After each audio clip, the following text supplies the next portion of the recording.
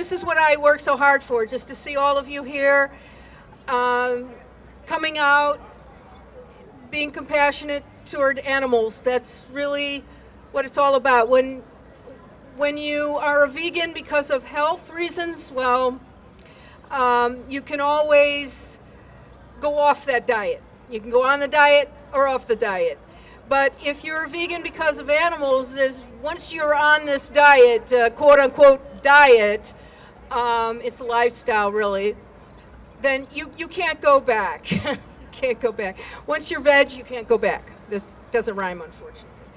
Okay, so it's just wonderful to see so much compassion all in one place, people who care, people who come out and support this great event. I got interviewed a couple of times before this date, and vegnews.com, I'm not sure if they're associated with the actual printed magazine, but the gentleman said that he was from vegnews.com and he wanted to do a story, and his question actually was pretty good, even though he sounded like he didn't really know much about the vegan world or anything. But he asked me, what are the 5 top reasons to attend this event? And the top one, number 1, I said visibility and viability. And I think I've kind of hinted at this in the past, that this is an outdoor event. A lot of people complain about the weather, but if you want to go indoors, then unfortunately nobody's going to see you. So we really should try and engage the meat eaters who are coming into this park right now if we can, and somehow inspire them to join us and to get involved and to adopt this wonderful diet that it's a wonderful life when you're a vegan.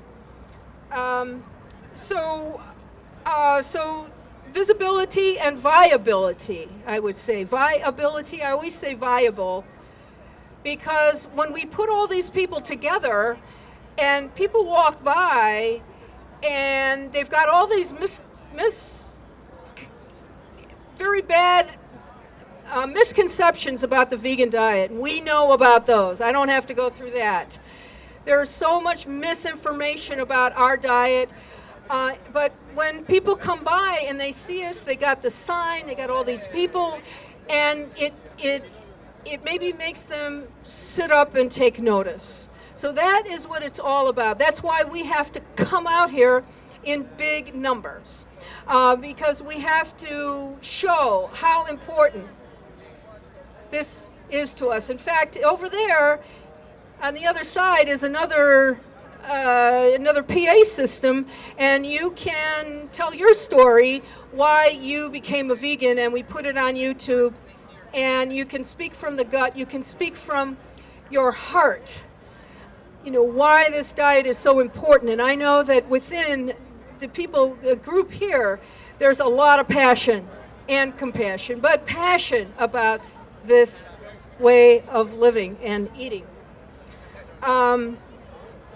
So we are displaying a whole culture, and that is also something that will make a meat eater sit up and take notice. Say, I've known one vegan my entire life, but wow, what's this? When did this happen?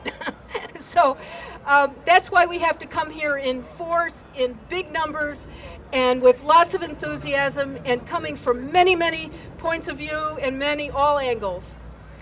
Of course, another reason to attend is just that it's plain exhilarating. I mean, Vance, this was your first parade. Can I assume that you were utterly exhilarated by, he's jumping up and down in affirmation. The parade is absolutely exhilarating, and the spirit that is here is exhilarating. And when the 364 days of the year, we have to live, side by side with meat eaters, and it can be very, very demoralizing. Can be, unless we have very, very strong constitutions. Anyway, It's just wonderful to be side by side, shoulder to shoulder with other people who are compassionate, and you feel like you're in a family instantaneously. So, of course, another reason to attend is that we had 20 speakers. We have 20 speakers at least, 40 exhibitors at least. We've got the soapbox testimonial station, and absolutely everybody should go out over there and tell their heartfelt story from their gut, why they became a vegan, why it's so important to you. We put it up on YouTube, and those words can be extremely inspiring to anybody who is contemplating adopting this diet. So, of course, we had the costume contest, da-da-da-da-da-da-da-da. We already know that. We just saw it. So I want to the second part of my little talk here is that I want to remind everybody that I'm sort of hinting at this already, that everything you do is political, whether you like it or not. You know, I say I never talk about politics or religion, but you just standing there, you're making a political statement. And so we have to understand how important it is to become a constituency, to have a point of view and to advocate for our point of view and for whom we are, and make up and impress upon our elected officials, those corrupt assholes. Excuse me. No, I didn't say that. Okay. Our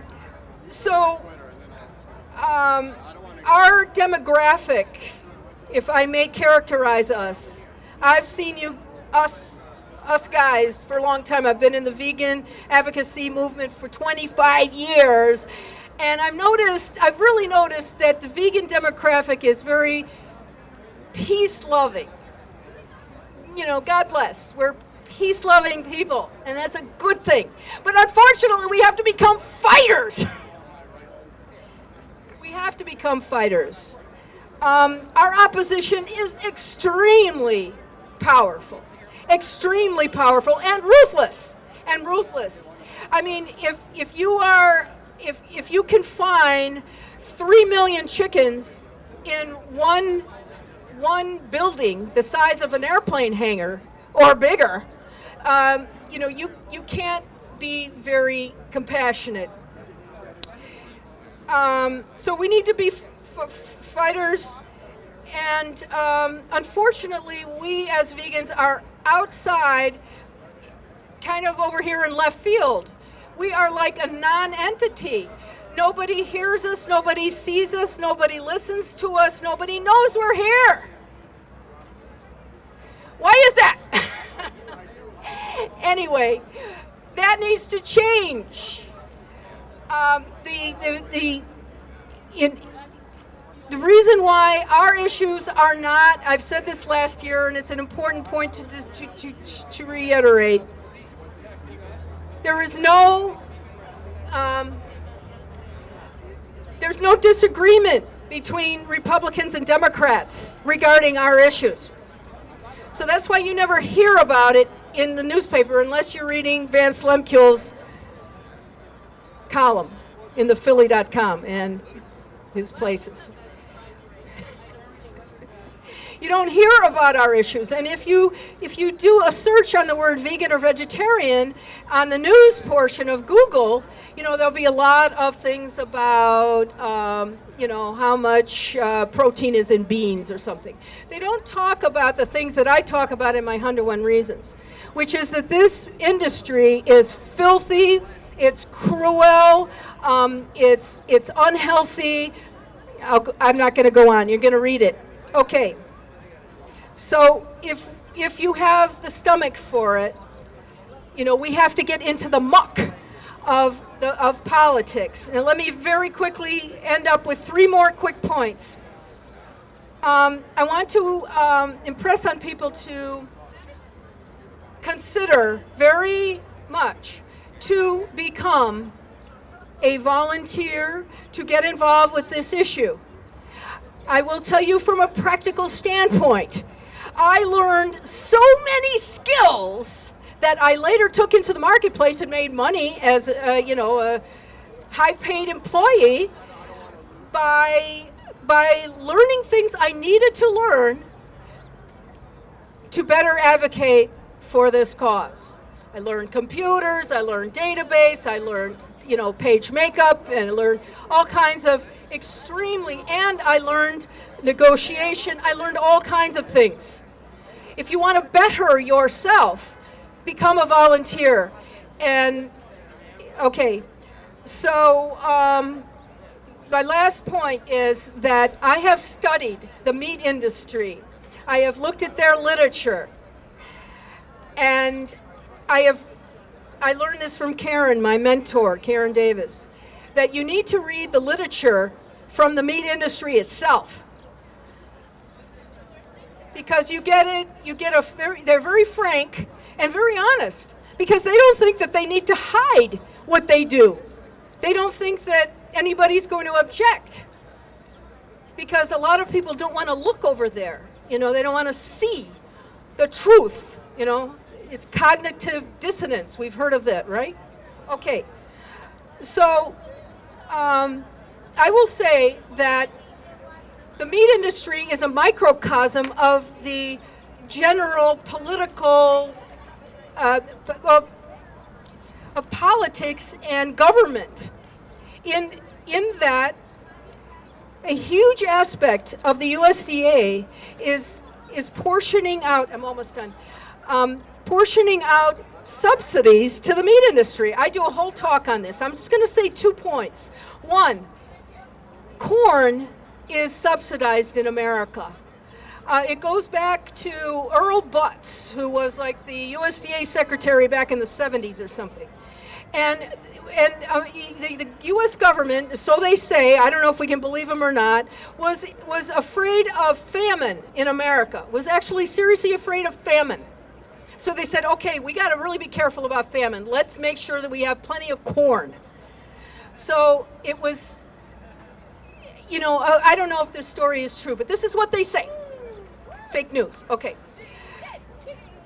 So what's happened is that $20 billion of your tax dollars goes to corn and other grain subsidies.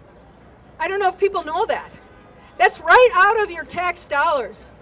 So you say, well, what's wrong with corn? That's a vegetarian item. Well, no, that's not this time. It's not cornflakes. It's not cornbread that humans eat. It's feed. And feed goes to animals, and then we eat the animals.